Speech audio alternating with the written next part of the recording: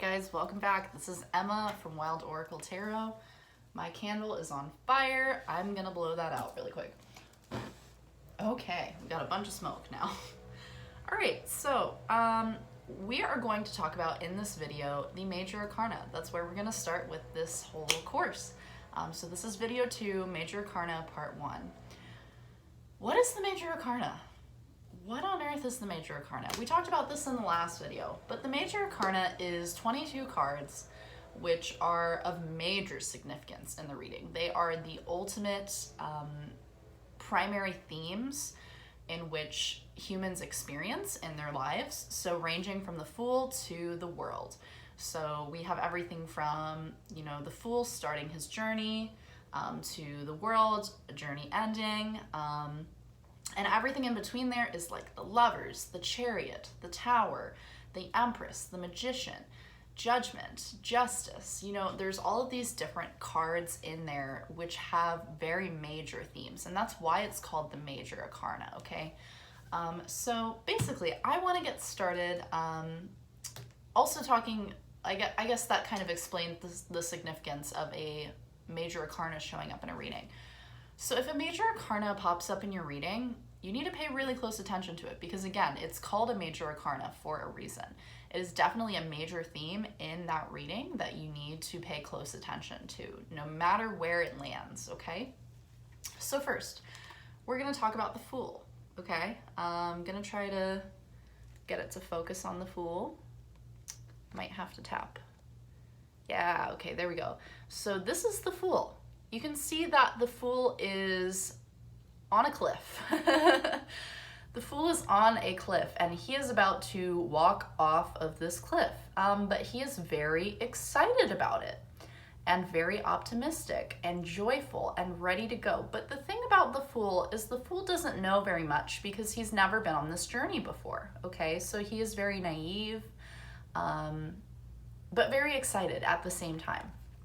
When the Fool is in reverse, I want to talk about this as well because reversals are important in tarot readings. When the Fool is in reverse, he's got his blinders on. That's the way I usually talk about this when I see this card in reverse. He's got his blinders on. It's like he has a blindfold on. He's about to walk off that cliff without any knowing that he's doing it. And in that case, he could be easily manipulated and taken advantage of in this situation. So it's very important that the Fool pays attention to what's going on so that he can continue his journey joyfully instead of, oh crap, I fell off a cliff, okay? So that is the Fool. Those are the basics for the Fool. Very simple, very easy. We got through that in 2 minutes. Yeah, those are the basics on the Fool. All right, so next up, we have the Magician. So the Magician has all of the items to which the suits have. So he has a cup, he has pentacle, he has a sword, and he has a wand. And he also has the infinity symbol above his head. Okay, so we need to pay attention to the symbology of this card because it turns out that he has everything he needs in front of him to continue this journey. We need to think of these cards as the Fool moving on their journey to get to the point of the World. So the Fool meets the Magician and realizes that he has everything that he needs to continue his journey on his own.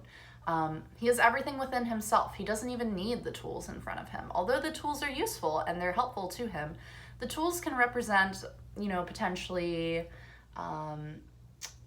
his skills. They could potentially represent people in his life, other things that he realizes he has. But in reality, the Magician really represents the realization that you have everything within yourself to continue this journey on your own, okay? All right. Next up, we have the High Priestess. The High Priestess sits on basically a throne. She has a curtain behind her, and behind her curtain there is water, which we can barely see peeking through. So the thing about the High Priestess is that she speaks of our intuition, of tapping into our own untapped potential, into our intuition, and understanding that some things that are not seen are still important. Some things that aren't seen can still be real. You know, just like we can't see the water really behind the curtain, that doesn't mean it's not real, you know? So really, when I see the High Priestess, I really see intuition. In reverse, the High Priestess can be wanting answers to things to which you really don't need the answers to move forward on your journey. It can also represent not trusting your intuition, not trusting your gut. Okay, so intuition, gut feelings, I tie those two together. They are very much relatable, interchangeable things. Okay, although our intuition can come to us in different ways than a gut feeling, that's most commonly how most people start to feel it in their childhood, is this gut feeling that tells us what to do. All right, so that is the High Priestess. Next, we have the Empress. The Empress is sitting on a throne outdoors. She represents the divine feminine, so everything feminine. She definitely represents pregnancy, birth, being a mother. She represents also nurturing yourself, taking care of yourself, doing what it takes to make sure that you're okay. You know, really taking care of yourself as a person is how I usually interpret this card, because primarily I don't usually get readings about pregnancy or things like that, especially because I personally do not do health readings. I usually don't like to interpret it this way, but if I know someone is a mother, this card could be speaking of that as well. But I definitely do see this card as the self-care card. When this card is in reverse, we're not taking care of ourselves, now are we? We might be having infertility problems. We might be having problems with our mother, with being a mother. You know, all of these things, but especially not taking care of ourselves the way that we need to. And we need to take time to do some self-care rituals when we see this card in reverse. All right, I'm gonna take a quick sip of water. Hopefully you guys don't mind. I don't think you will though. So what comes after the divine feminine? The divine masculine. So next we have the Emperor. He is sitting on a throne. The Emperor is the embodiment of the fatherly figure. He is the embodiment of someone who is nurturing, very supportive, very understanding. They help guide you on your journey, you know. But this, I'm sure you guys can imagine, in reverse, this is a father figure or a figure in your life. It doesn't have to be a father, actually. It could be just a male figure. It doesn't even have to be a male figure. This, if you're a woman, this could also represent you, not being nurturing to yourself, you know, being domineering, being not necessarily manipulative, but just my way or the highway, you know what I mean? I'm sure all of you have met fathers who are like this, but face up, good dad, face down, got some work to do, buddy. All right, that is the Emperor. Got two more cards, guys. Thank you for, you know, listening as I'm going along. I hope that you guys are taking notes as we're going through all of this. All right, so next we have the Hairfit. The Hierophant's a very interesting card. We can see that there's a couple people, and the Hierophant is sitting also on a throne, and he's an interesting dude. He's got some weird, you know, thing on his head. But really, I want you guys to see the people in the crowd as students, okay? The Hierophant is all about education.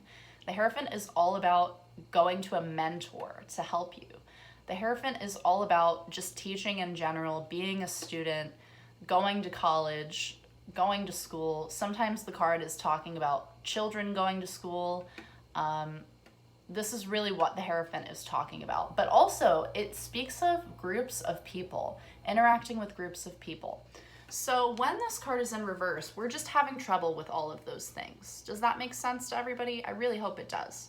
So we're having trouble in school, we're having trouble potentially with groups of people, we're having trouble with teaching, we're having trouble with learning, we're just having trouble in all of those areas, okay? Everything I explained in the upwards and the positive is then reversed to the negative in the Hierophant. All right.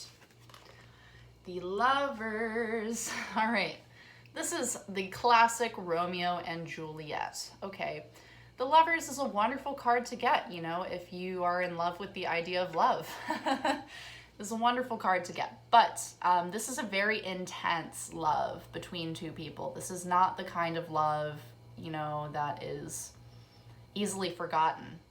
This is the kind of love that changes someone. So this is the kind of love that I'm talking about here, okay? And these two lovers, they're in divine balance with each other. There's an angel watching over them, and they represent, I think, Adam and Eve here in the image. It's really what it looks like to me, at least. You know, they're both naked and they're both standing there. Yeah, they're really in divine balance with each other. They help each other. They support each other. You know, in reverse, classic downfall of Romeo and Juliet, okay? Dynamic is not working out. There is miscommunication, imbalance, inability to understand each other. We're having a chaotic dynamic, you know? That's what I see when the lovers is in reverse. All right, guys. So we're at about 11 minutes now, so that's about how long the first video was. I hope all of that was very insightful and helpful to get you through dipping your feet in the basics of the first, I think it's the first 7 major Arcana. So yeah, I hope that that was very helpful, and the next video will be coming soon. Thank you guys so much for watching.